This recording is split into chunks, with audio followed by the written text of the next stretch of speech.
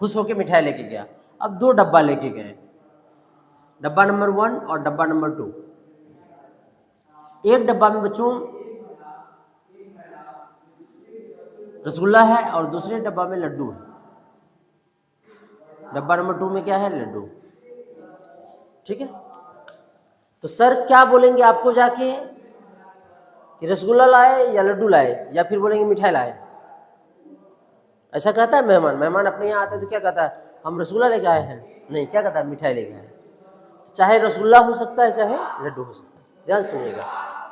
अब आपके सर बोला आंख बंद करो, आपने आंख बंद किया और मुंह में मिठाई का टुकड़ा डाल के बोलता है बताओ रसगुल्ला कैसा लगा, तो आप क्या कहेंगे? ये रसगुल्ला तो था ही नहीं। क्यों आपने पहचान लिया? क्योंकि उसका प्रॉपर्टी, उसका गुण पता है हम, है कि नहीं है? रसगुल्ला का स्वाद और लड्डू का स्वाद क्या है? अलग अलग होता है, पता है हमको। फिर बोला अच्छा कोई बात नहीं, फिर से एक बार लड्डू तोड़ के दिया, बोला अब बताओ रसगुल्ला कैसा लगा, तो आप क्या कहेंगे कि सर आप ठग लिए, फिर आप हमको क्या दे दिए? लड्डू दे के रसगुल्ला पूछ रहे।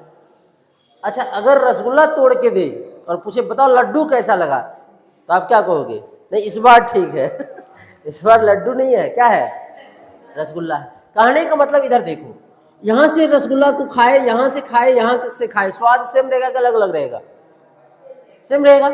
कहीं से भी पैकेट के रसगुल्ला को खाए स्वाद क्या रहेगा? सेम रहेगा। कहीं से भी लड्डू को खाए स्वाद क्या रहेगा? इसके गुण इसमें नहीं हो सकते, इसके गुण, लेकिन है दोनों क्या? मिठाई, हाँ या नहीं?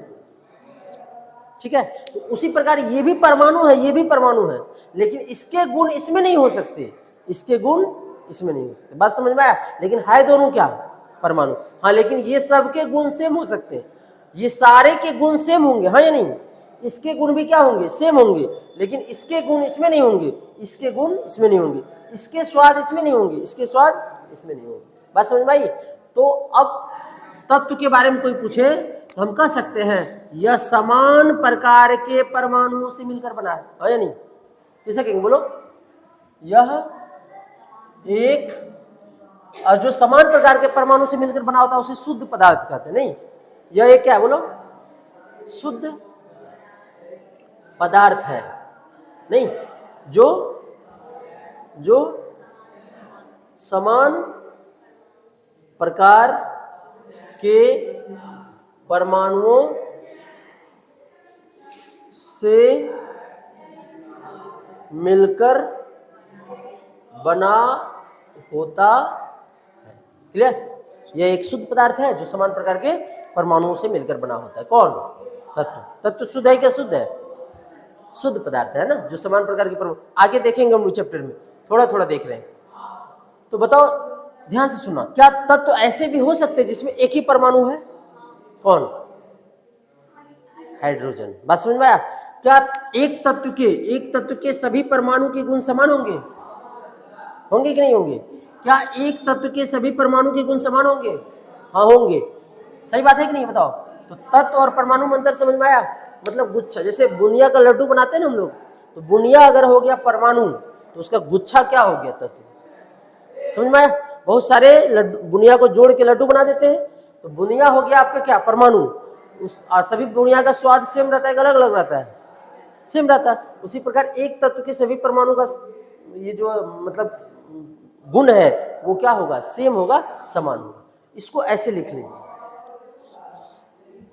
ऐसे लिखिए।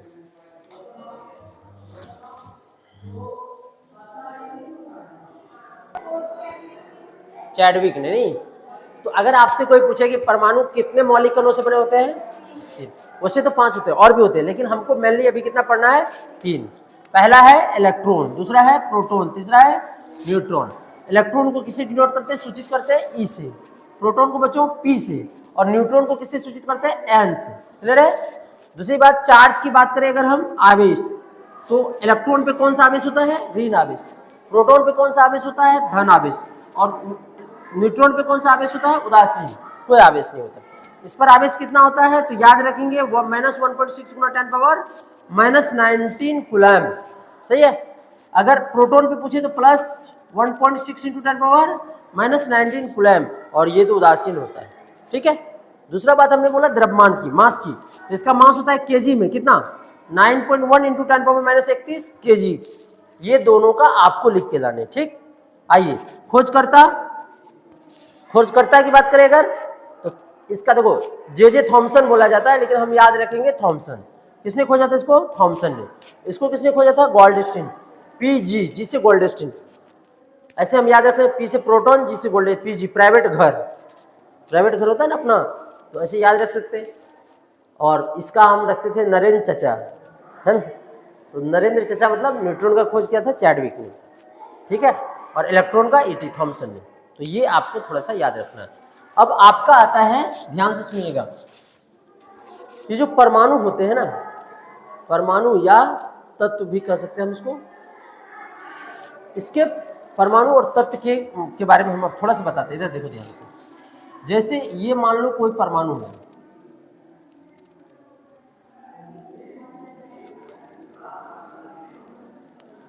ऐसे हम बना दिए, समझने के लिए है, ये कोई चीज नहीं है ना, इसमें से कोई हो सकता है हाइड्रोजन, इसका नाम रख दिए हम तत्व, क्या रख दिए? तत्व, ठीक है। अब इसके सर पे, यहाँ पे भार हम कहाँ रखते हैं? सर पे, यहाँ लिखेंगे एटॉमिक मास, या इसको मास नंबर भी बोलते हैं, मास नंबर, जिसको बच्चों बोलते हैं, इसको सूचित करते हैं किससे? ए से। किससे? ए से। हिंदी में क्या बोलते हैं सर? तो इसको बोलते हैं परमाणु भार, क्या बोलते हैं? भार, या कभी कभी इसको बोल देते हैं द्रव्यमान संख्या, ठीक है। नीचे में पैर के पास इसको लिखते हैं परमाणु संख्या, ठीक है, जिसको अंग्रेजी में बोलते हैं हम एटॉमिक नंबर, क्या बोलते हैं? बोलो, एटॉमिक नंबर, परमाणु संख्या। और इसको सूचित करते बच्चों जेड से, किसे? जेड से। जितना जेड होता है उतना ही पी होता है, पी क्या है? प्रोटॉन। और जितना पी होता है उतना ही ई होता है, ई क्या है? इलेक्ट्रॉन, नहीं।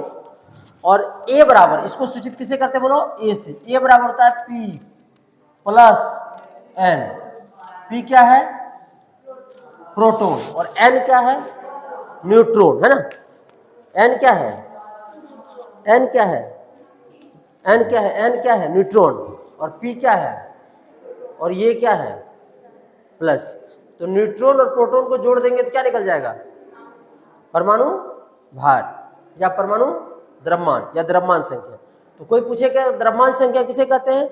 तो प्रोटॉन की संख्या तथा न्यूट्रॉन की संख्या के योग को क्या कहते हैं? परमाणु भार या द्रव्यमान संख्या। द्रव्यमान संख्या याद हुआ? बोलो।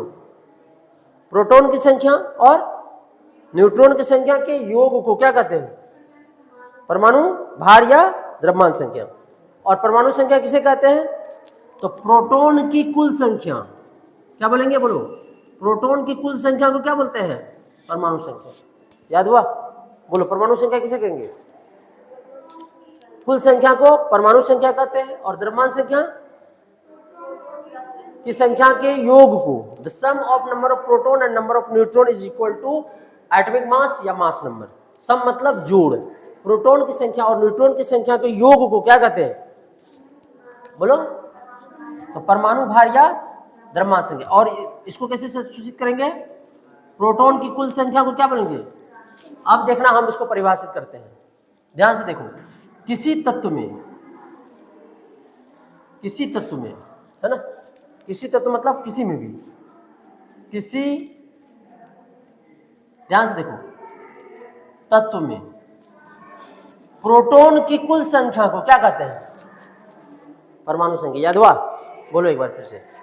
किसी तत्व में प्रोटॉन की कुल संख्या को क्या कहते हैं? परमाणु संख्या। अभी हम पूरा जान नहीं रहे हैं, समझे? अभी हल्का हल्का अपने आप को, दिमाग को केमिस्ट्री पढ़ने लायक बना रहे हैं।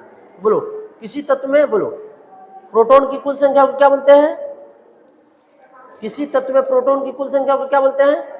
अब इसको परिभाषित करो। किसी तत्व में प्रोटॉन की संख्या और न्यूट्रॉन की संख्या के योग को क्या बोलते हैं? परमाणु भार या द्रव्यमान से, याद हुआ? ये 10th क्लास का डेफिनेशन है ना? लिखो इसको।